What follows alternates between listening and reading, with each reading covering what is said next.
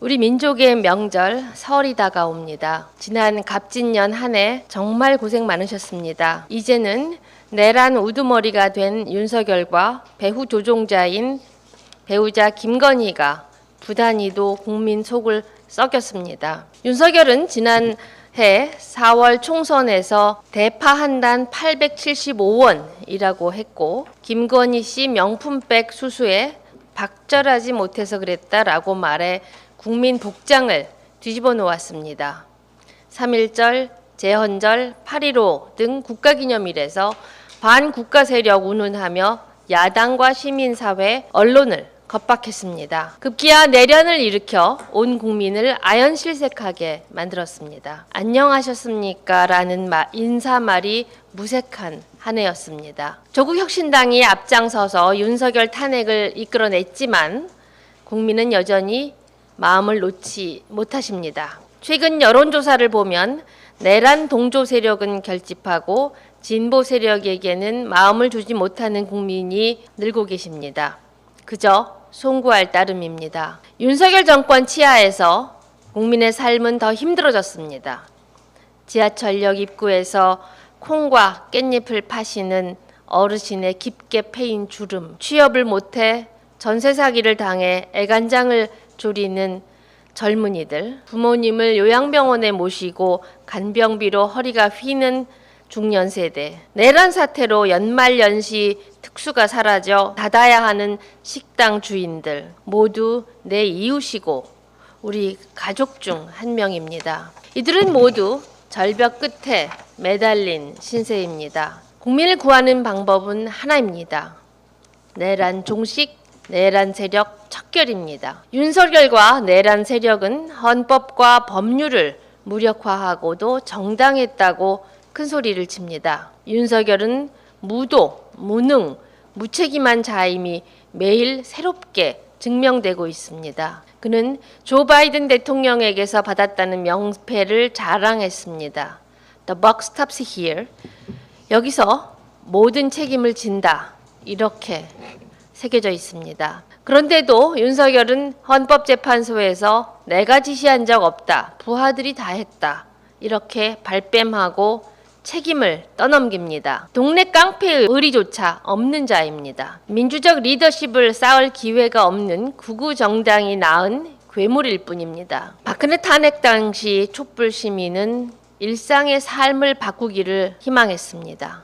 하지만 정치권은 국민의 소망을 받아안지 못했습니다. 조국혁신당은 절치부심의 자세로 이번만은 국민의 뜻에 부응하는 정권교체를 반드시 이뤄내겠습니다. 다음 대선은 진보 대 보수라든가 정파나 정당 간의 대결이 아닙니다.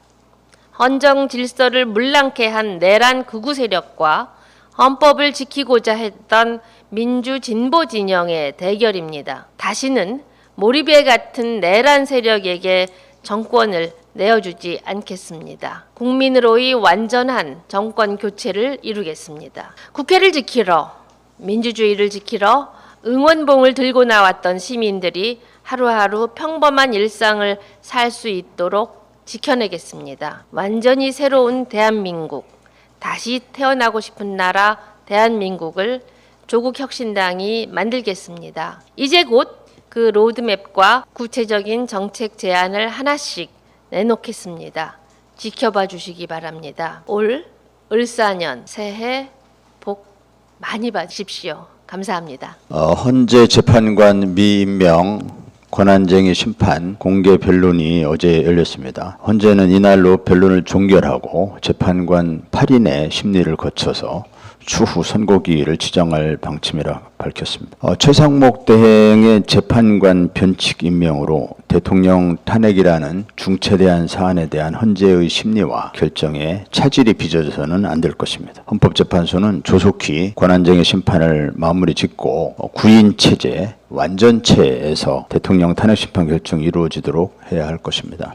최상목 대행이 여야 합의를 전제로 추경에 대한 전향적 입장을 내놓았지만 국민의힘은 여전히 추경은 검토하지 않는다면서 어깃장을 놓고 있습니다. 누가 여당이고 누가 야당입니까? 민생회복 지원금 등 야권이 주장하는 추경안이 마음에 안 들면 적어도 여당안이라도 가져와야 하지 않겠습니까? 기재부총리에 이어서 한은 총재까지 추경의 필요성을 언급했습니다. 이창용 총재는 12.3 비상계엄 사태로 올해 경제 성장률이 기존 1.9%에서 1.6에서 1.7%까지 낮아질 것이라고 전망했습니다. 이미 내수는 심각하게 얼어붙어 있습니다. 곧 수십조의 불법 계엄 청구서가 각 가정에 배달될 것입니다. 내란 회복 지원과 경기 마중물 마련이 절실합니다. 되도록이면 설 전에 추경안을 마련하고 협의를 본격화해야 합니다. 국민의힘은 민생 회복에 여당다운 최소한의 책임감이라도 보이길 바랍니다.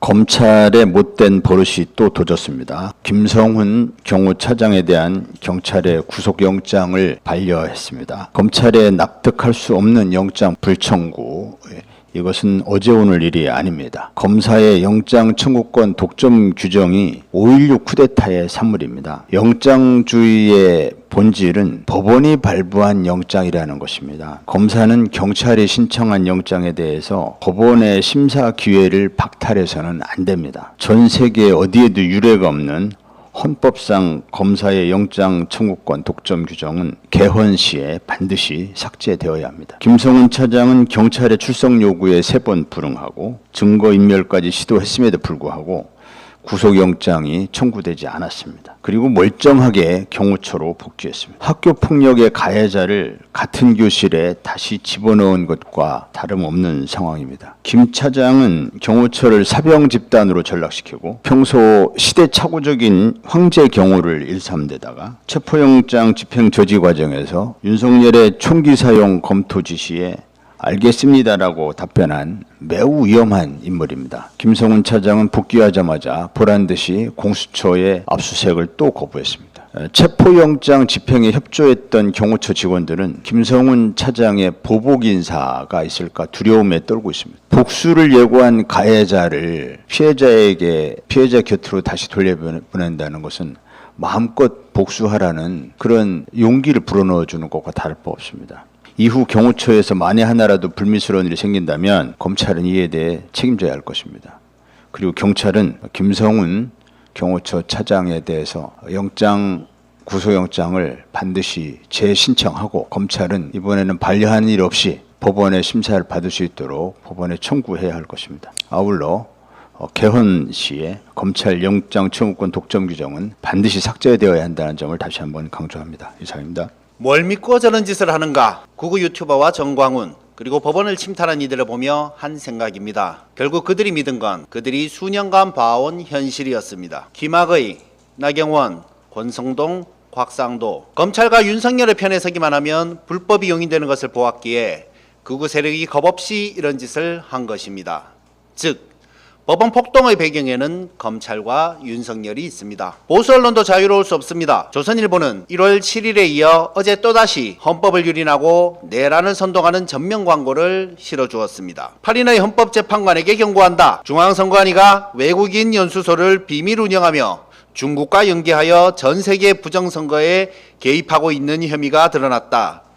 중앙선관위가 전 세계의 부정선거에 개입하고 있답니다. 애국 청년 학도들이시여 헌법재판소로 집결하라. 거짓과 선동이 난무하는 광고지만 돈이 되면 다 받는다는 것입니까? 언론의 광고윤리 규정은 어디로 갔습니까? 신문윤리위원회는 이 사안을 반드시 조사하고 조치를 취해야 할 것입니다. 조선일보의 광고에 발맞춰 TV조선이 공수처의 회식을 비판했길래 제가 공수처장의 작년 3, 4분기 업무 추진비를 직접 분석해 보았습니다. 3개월 총액 901만 3천원, 파견 근로자 복귀와 함께 밥먹은 금액 2만 8천원, 수사관 간담회 2만 6천원, 즉 1인당 14,000원, 13,000원짜리 식사를 했다는 것입니다. 반면에 작년 4분기 검찰국장의 업무 추진비를 분석해 보니 직원 간담회의 식대가 늘 똑같이 인당 29만 원과 30만 원입니다. 물론 특수활동비는 별개죠. 검찰이 인당 30만 원짜리 밥을 먹는 것은 괜찮았는데 평소 13,000원짜리 밥 먹던 공수처가 감히 고기를 먹어서 짜증이 난 것일까요? 어렵게 고생해서 직무를 수행한 공수처 직원들이 룸도 없는 일반 식당에서 밥 먹은 것을 CCTV 화면까지 캡처해 문제가 있느냐 올리는 저희가 무엇입니까? 룸살롱에서 접대받아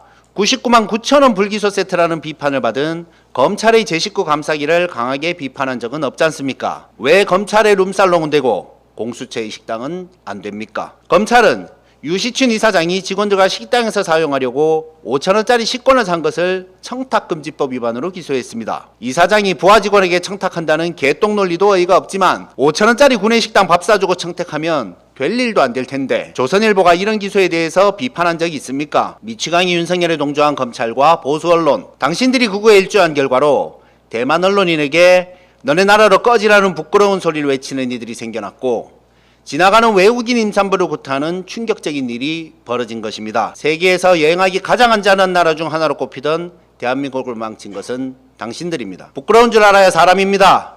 잘못을 인정하고 바로 잡을 줄 알아야 사람입니다. 사람이 아닌 자들이 검찰과 국민의힘에서 활동하고 있다고 해서 언론까지 그래야 합니까? 제대로 하는 언론은 시청률로 보상받습니다. 지금이라도 정신 차리고 사랑받도록 노력해 주십시오. 이상입니다.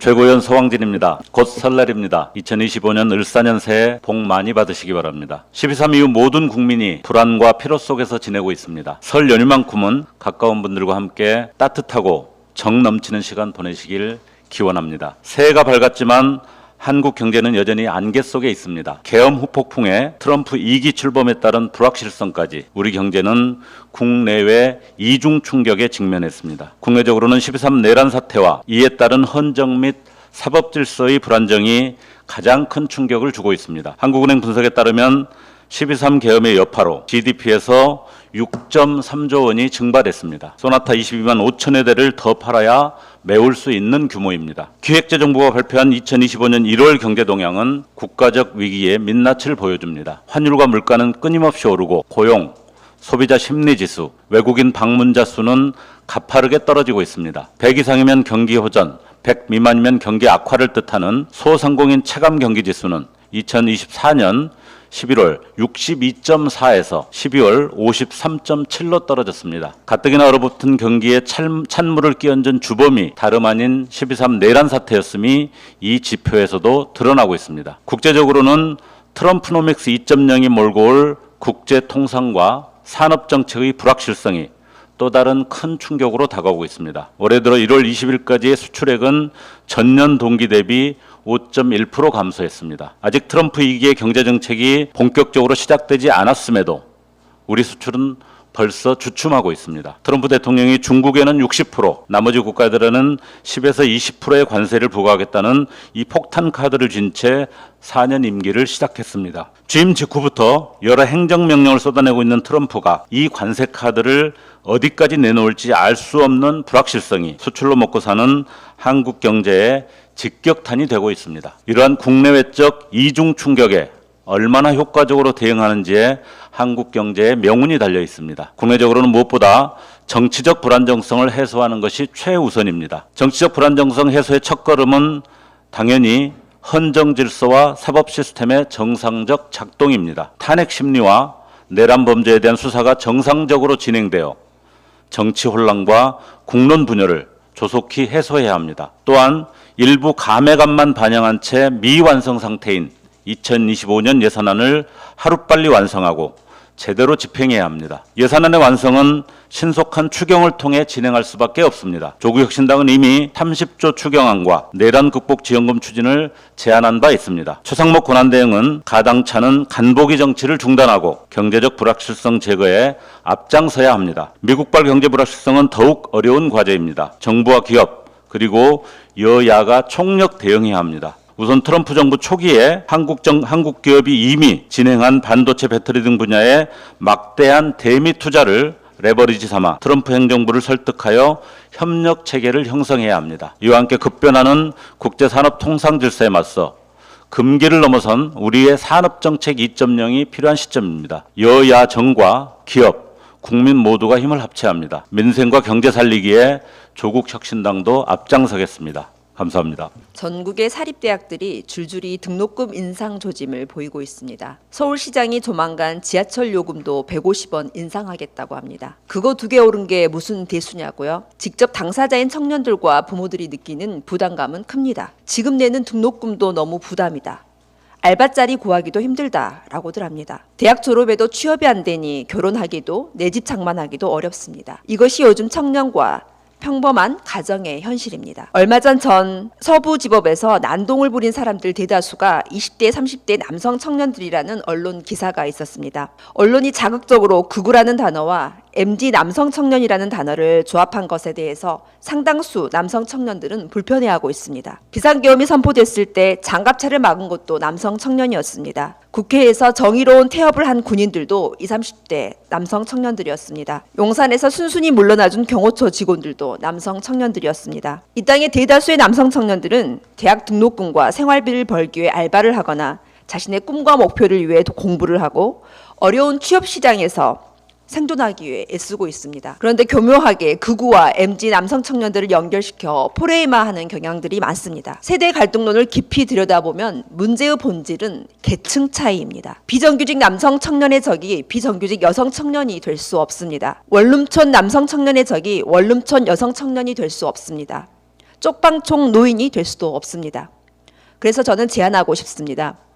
MZ세대 단어에 포장되어 잘 보이지 않는 그 안의 계층 문제를 우리 정치권이 함께 토론하고 해결책을 도출했으면 합니다. 앞으로는 언론도 정치계도 경제계도 MZ세대 여성, MZ세대 남성을 너무 가볍게 프레임화하는 것에 신중했으면 합니다. 세대 속의 계층 문제, 그 본질을 논했으면 합니다. 윤석열 정권 2년 반 동안 뭘 했을까요? 빈부 갈등, 세대 갈등, 남녀 성 갈등, 지역 갈등 조장, 이렇게 국민 분열 공고화한 것밖에 기억이 안 납니다. 이번 설 명절에도 월급도 상여금도 못 받고 설을 맞이해야 하는 직장인들이 광주에만 3,000명이 넘습니다. 전국으로는 얼마나 많겠습니까? 최상목 권한대행에게 요구합니다. 윤석열 아바타 노릇 이제 그만하시고 경제부총리 출신답게 청년들의 민생부터 챙기시길 바랍니다. 또한 내란죄를 저질러 놓고 헌법재판소에 가서는 기억이 안 난다, 나는 모른다, 안 했다 부인하는 윤석열 씨. 청문회에서 증인 선서를 거부하고 증언도 거부한 이상민 전 행자부 장관. 국가 지도자였던 당신들이 이렇게 책임을 떠넘기고 불리하면 입을 닫고 거짓말하는 뻔뻔한 모습을 보고 우리 청년들은 무슨 생각을 할까요? 정의롭고 상식적 사고를 가진 대한민국 청년 여러분. 이런 한심한 지도자들 때문에 여러분의 꿈이 망가져서는 안 됩니다. 지금 우리는 역사의 변곡점에 서 있습니다. 혁신으로 가느냐, 퇴보하느냐. 두 번 다시 이렇게 무지성하고 무책임한 지도자들에 의해서 휘둘리지 않도록 우리가 눈 부릅뜨고 이 나라를 지킵시다. 만듭시다. 이상입니다.